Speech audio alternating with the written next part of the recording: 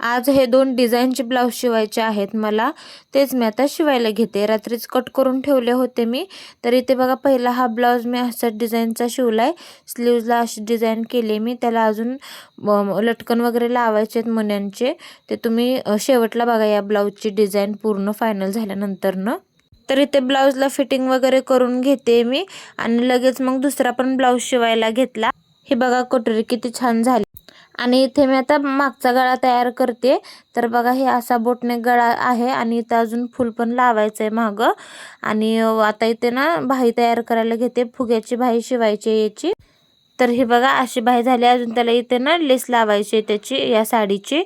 तर इथे बघा असा ब्लाऊज तयार झालाय, नाही अजून तयार नाही झालेला, अजून याला बरेच काम बाकी आहे।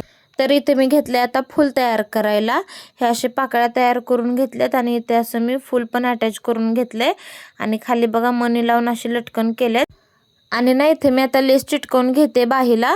तर ना मी अशा ह्या ग्लूगननेच चिटकवून घेते, साध्या ग्लूने ना ही लेस चिटकतच नाही, म्हणून मी ही अशी लेस चिटकून घेतली। बघा किती छान बाही दिसते याची, मस्त असा हा पण ब्लाऊज तयार झालाय। तर बघा हा असा ब्लाऊज तयार झालाय, हा बॅकने हा असा दिसतोय, घातल्यानंतर खूप छान दिसेल हा गळा। आणि हा दुसरा ब्लाऊज बघा, मागे साधा गोल गळा काढलाय आणि बाहीचा हा फायनल लुक असा आहे बघा। हे बघा खूप छान दिसते याची बाही पण। चला तर मग भेटूया पुढच्या व्हिडिओमध्ये, बाय।